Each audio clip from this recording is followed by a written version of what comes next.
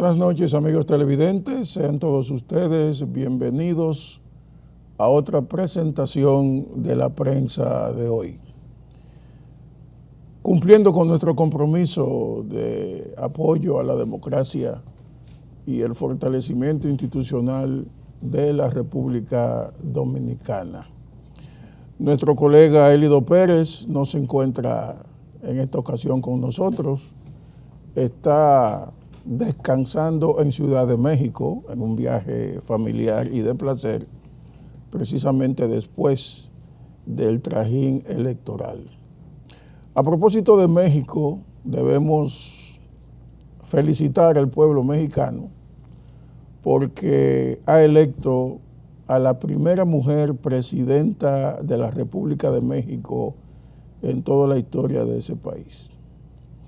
Ella tomará posesión el día 1 de octubre y es la primera presidenta de la historia de esa gran nación, de ese gran pueblo mexicano de 130 millones de habitantes actualmente. Ella fue candidata de Morena, el partido del actual presidente Manuel López Obrador, quien ha decidido retirarse de la política cuando concluya su mandato, cuando le traspase el poder el próximo 1 de octubre a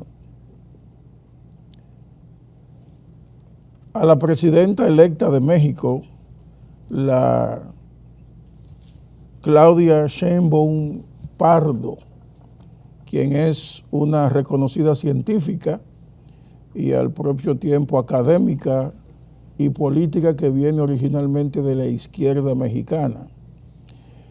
Y ella obtuvo 30 puntos de ventaja, una enormidad, frente a su principal contrincante, que también era una mujer llamada Xochitl Gálvez, abanderada de la coalición de fuerzas opositoras que integraban el viejo Partido Revolucionario Institucional de México, el PRI, quien gobernó 70 años en México, el PAN, el Partido Acción Nacional, que es una división, una fracción salida del PRI, y el Partido Revolucionario Democrático de México, demócrata, socialdemócrata, que también es una escisión del PRI, la primera originalmente, y los tres llevaron de candidata a Xochitl Gálvez,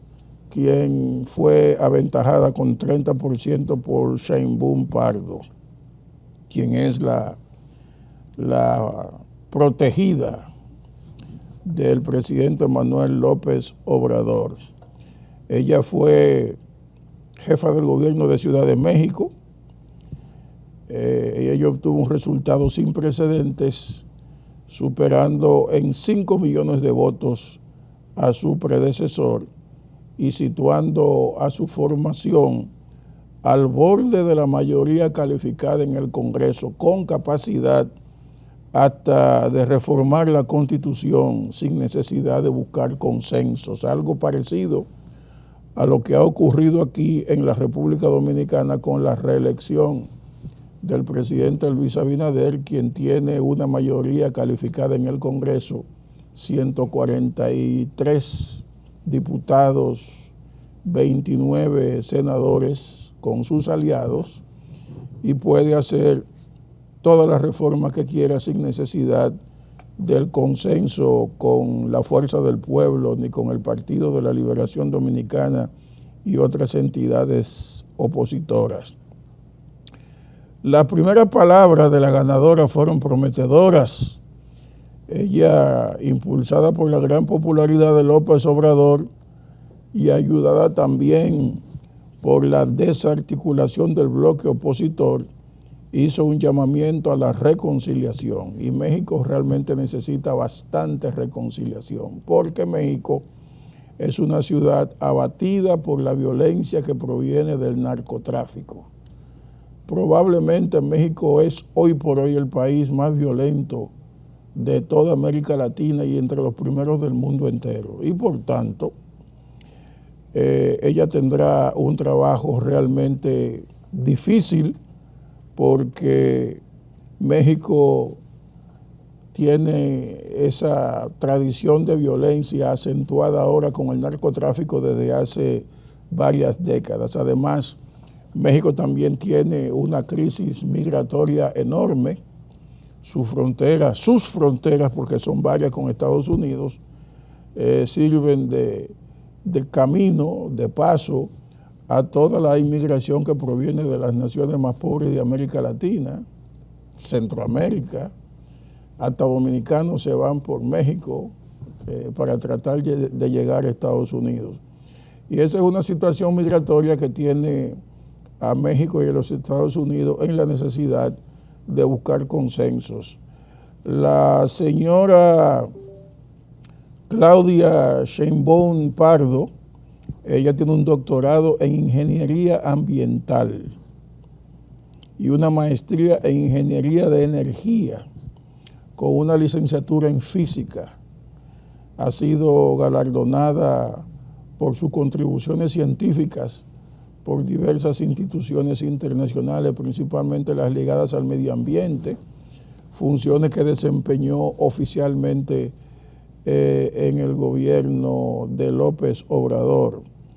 Ella también estudió en Berkeley, en la Universidad de Berkeley, en California, y es básicamente egresada de la Universidad Nacional Autónoma de México, la UNAM, que es una de las instituciones académicas más prestigiosas.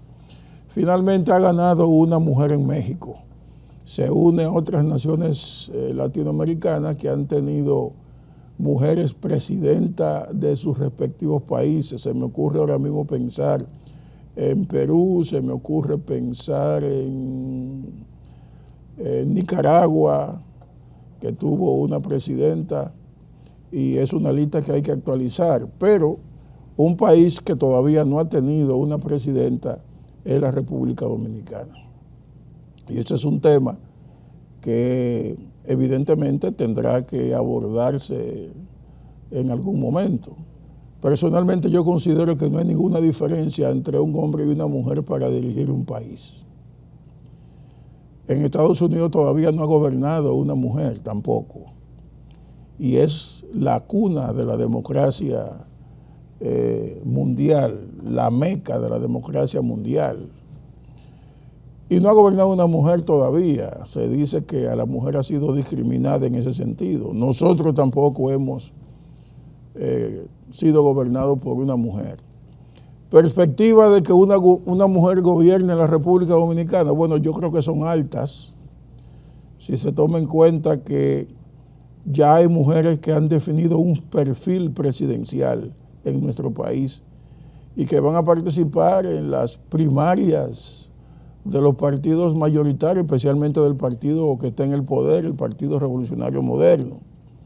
Se me ocurre pensar en Carolina Mejía, la alcaldesa, que tiene un apoyo muy concreto y tiene una organización muy firme y tiene una vocación de poder bastante firme, y yo pienso que ella está en los primeros lugares para convertirse en una mujer presidenta en nuestro país.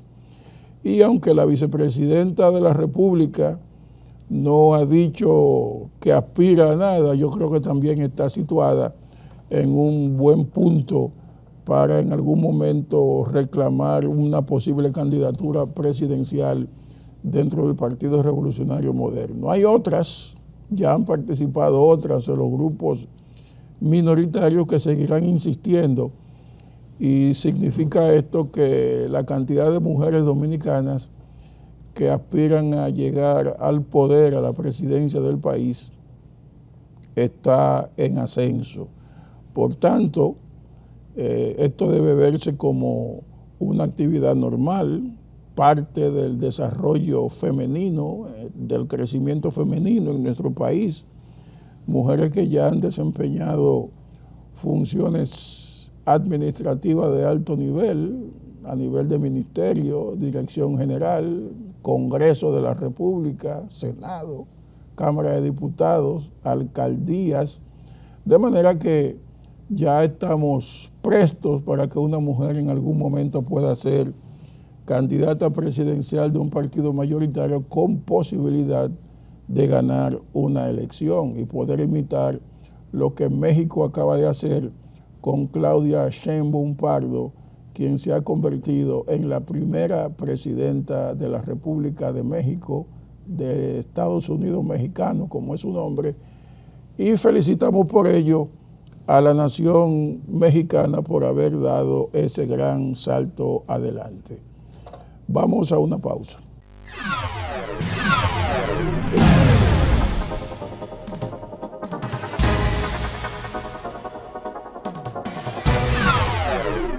Continuamos con la prensa de hoy. Vamos a presentar a continuación unas imágenes, un video de una actividad académica, educativa muy importante que el presidente Luis Abinader presidió con el Ministerio de Educación Superior, Ciencia y Tecnología, donde se hizo la primera entrega de la certificación quinquenal a 49 instituciones de educación superior de la República Dominicana, que premia la excelencia académica, garantizando la calidad de la educación superior. Esta primera entrega corresponde al ciclo 2019-2024, según una nota que nos ha llegado, y hace constar que las 49 instituciones han cumplido con rigor y responsabilidad los procesos de autoevaluación y evaluación externa, que son partes esenciales del proceso de evaluación quinquenal establecido por la Ley 139-01 que rige la educación superior en nuestro país. El licenciado Franklin García Fermín, ministro de Educación Superior, Ciencia y Tecnología, participó junto con el presidente Abinader como coanfitrión del acto. Vamos a escuchar las palabras del licenciado García Fermín y algunas imágenes de esta actividad llevada a cabo en el Ministerio de Educación Superior, Ciencia y Tecnología. Adelante. El Ministerio de Educación Superior, Ciencia y Tecnología, comprometido con el aseguramiento de la calidad de la educación superior dominicana, por primera vez hace entrega formal, con la presencia del presidente Luis Abinader, de la certificación que hace constar que 49 instituciones de educación superior han cumplido con rigor y responsabilidad los procesos de autoevaluación y evaluación externa, partes esenciales del proceso de la evaluación quinquenal establecida en la Ley 139-01. Estas 49 instituciones de educación superior dominicana están inmersas en la fase de ejecución de sus planes de mejora y el MESI cumple fielmente el compromiso de dar seguimiento y acompañamiento a cada una de esas entidades para que avancen con firmeza inquebrantables hacia la excelencia por el camino cierto del aseguramiento de la calidad de su quehacer institucional. El MESI, por instrucciones del señor presidente Luis Abinader, brindó apoyo directo a las instituciones de educación superior, sin descuidar a los estudiantes de ese nivel educativo que, en medio de la crisis mundial provocada por el coronavirus, quedaron imposibilitados para cumplir con sus compromisos de pago de matrícula y otros servicios. A solicitud de las asociaciones que representan a las instituciones de educación superior, el MESID extendió por un año el plazo para la entrega del informe de autoevaluación de las primeras 20 entidades que formaron el grupo número 1 de la evaluación quinquenal.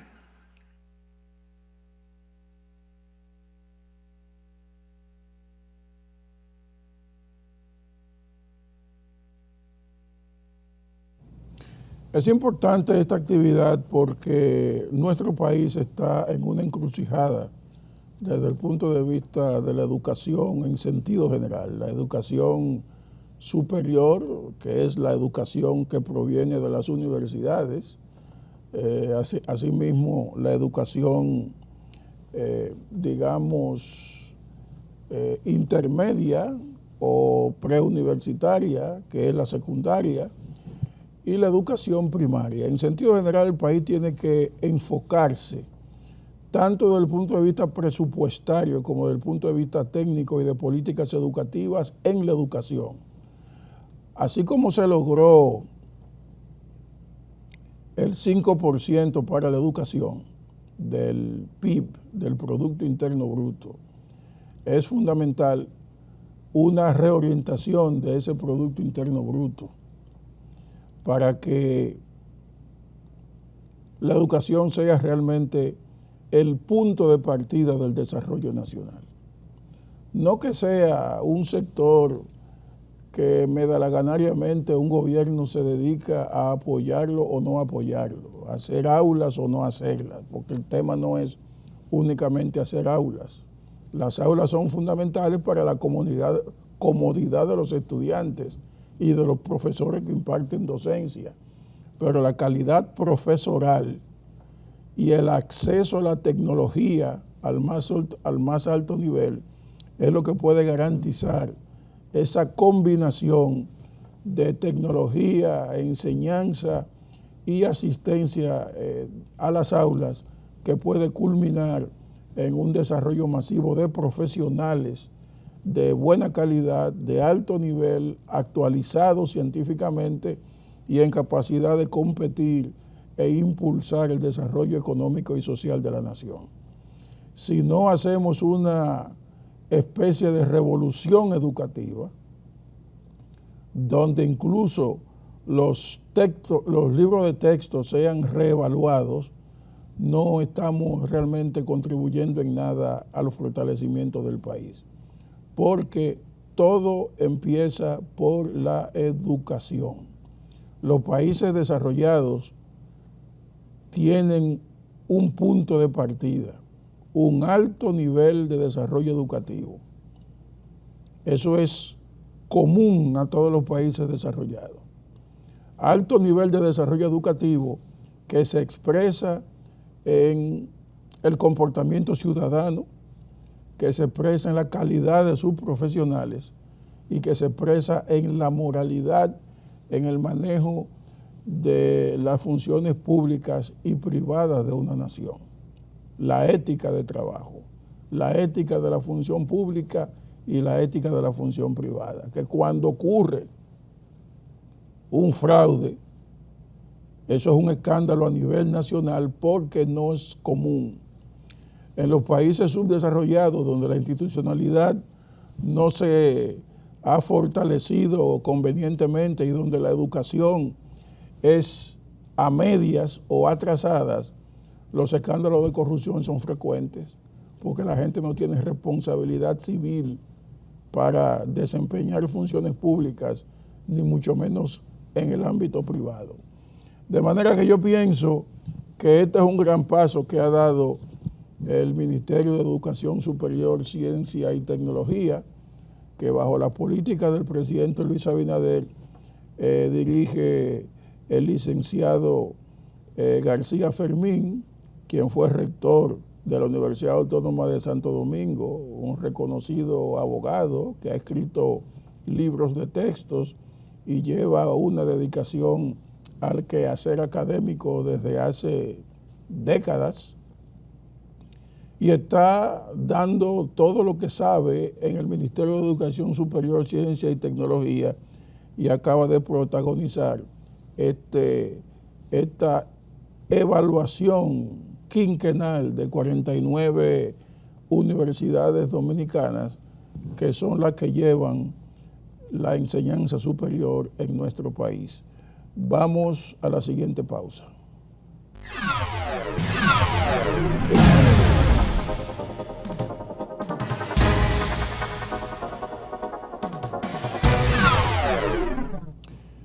El expresidente Danilo Medina, 2012-2020, ha sido el blanco de una serie de críticas por la derrota humillante que sufrió el Partido de la Liberación Dominicana, quien llevaba como candidato al licenciado Abel Martínez y apenas ha sacado un 400,000 y pico de votos. Mucha gente está pidiendo la renuncia de Danilo Medina del Partido de la Liberación Dominicana, responsabilizándolo por la debacle electoral. Danilo Medina produjo la siguiente declaración que comentaremos a continuación. Veamos. Bueno, compañeros de Política con Futuro, el PLD sigue siendo el partido del futuro. A integrarse, a trabajar en cuerpo y en alma y a echar a un lado a todas estas ratas que han estado traicionando el PLD desde adentro. Gracias, líder. Adelante. Le ha dicho ratas a todas las gentes literalmente que han estado traicionando al PLD, según la afirmación de Danilo Medina. Ahora uno se pregunta, ya uno se da cuenta que él tiene sus ratas muy concretas, son aquellos que están desde adentro trabajando contra la organización, que se supone que él es el cabeza de esa organización, el líder. Pero también uno se pregunta si esa ratería no se extiende hasta lo que ocurrió en el 2019 y 2020 dentro del PLD, que provocó la salida del doctor Leonel Fernández, su renuncia y al propio tiempo la división de esa organización al extremo de sacarlos del poder en el 2020. Porque la razón básica por la cual el Partido de la Liberación Dominicana ha llegado a estos niveles proviene primero de la división, de la salida de Leonel Fernández en el 2020, la fundación de un nuevo partido, la Fuerza del Pueblo, que ha absorbido vía transfugismo o vía legal a una gran parte de la base del Partido de la Liberación Dominicana.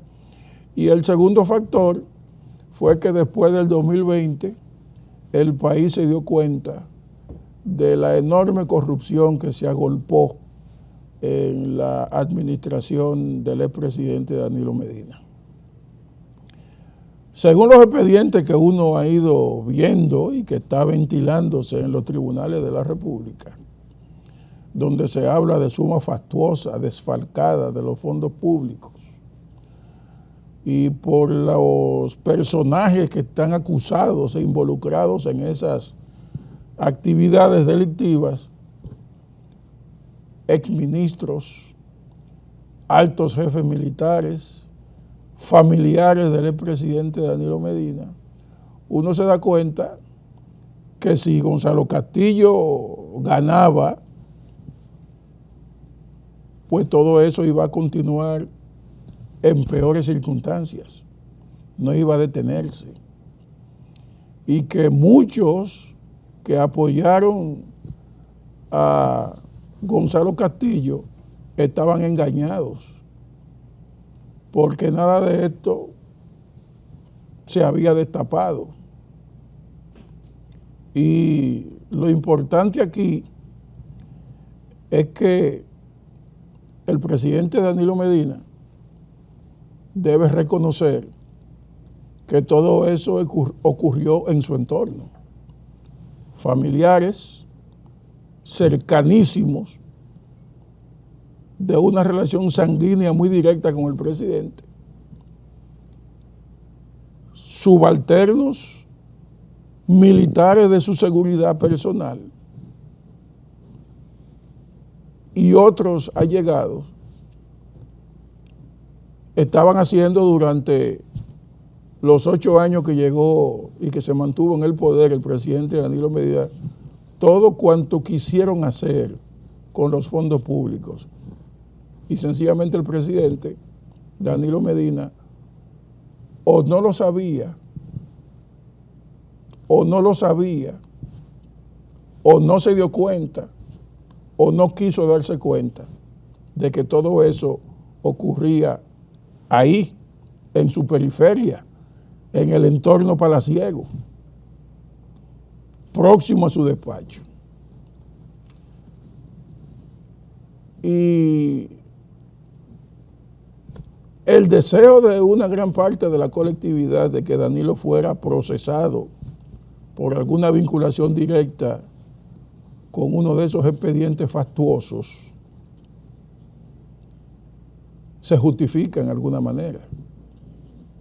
Entonces el presidente Danilo Medina debe tener cuidado con ese término de ratas, porque ahí le han contestado varios diputados y gente que salieron del Partido de la Liberación Dominicana y no le han contestado en buenos términos, porque esa expresión de ratas, si bien mucha de la gente que están ahí han salido de la organización, me parece un término bastante duro para utilizarlo en las actuales circunstancias. El Partido de la Liberación Dominicana, si quiere volver a ser el asomo de la fuerza política que alcanzó desde 1973, cuando lo fundó don Juan Bosch, hasta el 2020, o en los 20 años que duró en el poder con Leonel Fernández y Danilo Medina, debe hacer un esfuerzo cuesta arriba y una autorreflexión que aparentemente ellos no están en condiciones ni quieren hacer. Y yo pienso que los reclamos de que se renueve el liderazgo dentro del Partido de la Liberación Dominicana son correctos, porque el proceso actual reclama nuevas ideas, reclama nuevos líderes y reclama una reorientación global de los objetivos y de la misión misma del Partido de la Liberación Dominicana como partido del sistema democrático de la República Dominicana. Porque al final el Partido de la Liberación Dominicana ha sido absorbido por la fuerza del pueblo y ha sido absorbido también por el Partido Revolucionario Moderno, pero más por la fuerza del pueblo que por el PRM, por los errores internos graves cometidos desde la función pública. La gente se ha dado cuenta que muchas fortunas de gente que no tenía ni siquiera con qué arroparse han sido construidas durante ese ejercicio de gobierno. Y el presidente Medina lo primero que tiene que hacer es ponerse a tono y reconocer la gravedad de lo que ha sucedido dentro de los gobiernos que él presidió. Y tiene que hacerse una reflexión política de primer orden respecto a qué persigue él dentro del Partido de la Liberación Dominicana, concentrando el liderazgo de esa organización. Porque constitucionalmente no puede aspirar a nada. No puede aspirar a volver a ser presidente de la República, porque tiene un impedimento constitucional para ello, que está vigente. Y en segundo lugar, su liderazgo ha ido mermando dentro del Partido de la Liberación Dominicana y ni hablar fuera del Partido de la Liberación Dominicana. Ya Medina no es el político que se veía con respeto fuera del Partido de la Liberación Dominicana en otros niveles de la sociedad nacional, entre el sector empresarial, entre los profesionales, entre la clase trabajadora, en fin. Él ha perdido el liderazgo extrapartidario y dentro del partido. De manera que, en lugar de estar desafiando el expresidente Medina, a él le conviene decirle a la nación qué ocurrió desde el punto de vista del manejo de los fondos públicos en su gestión, que han salido todos estos expedientes, todos estos ministros, todos estos directores generales, altos jefes militares, hermanos y familiares del presidente Danilo Medina, imputados directamente de la Comisión de Delitos Graves, delitos penales, que están siendo ventilados en los tribunales e investigados por el Ministerio Público Independiente, que no es una ficción. Vamos a hacer la siguiente pausa.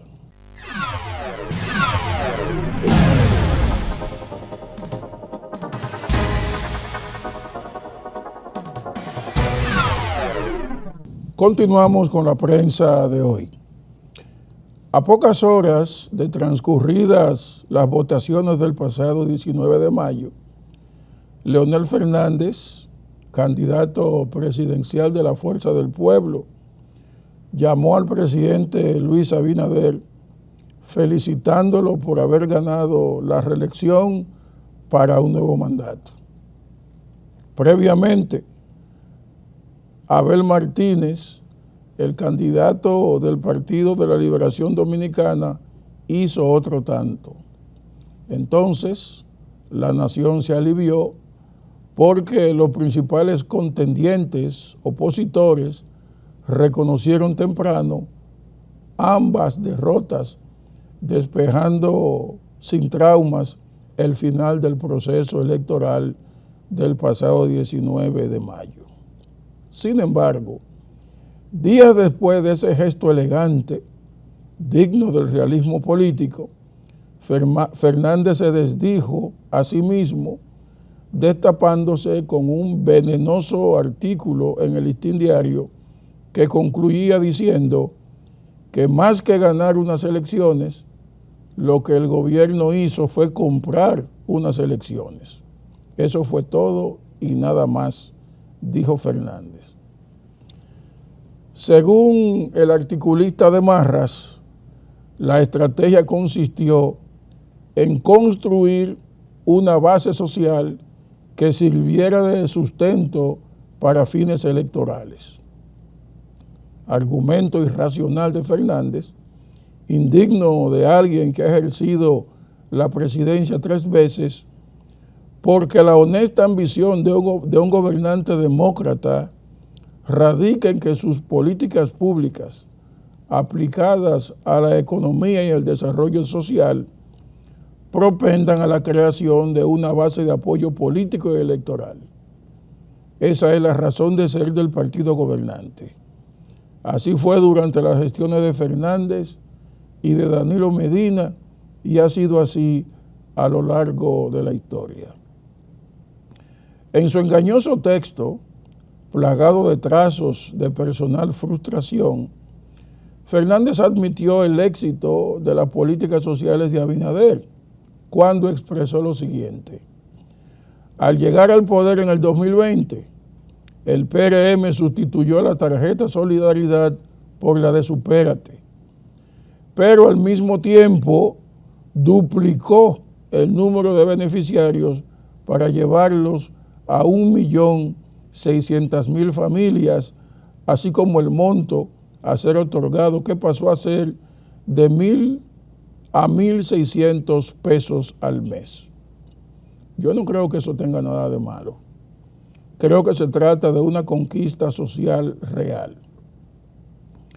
A pesar de devanarse los sesos, concibiendo ideas desacreditadoras de la victoria del PRM, Fernández jamás tomó en consideración, él tampoco puede hacerlo, que la percepción generalizada de que el gobierno de Abinader no es corrupto, que ni familiares ni allegados al mandatario hacen negocios con el gobierno, jugó un rol decisivo en el voto mayoritario favorable a 4 años más.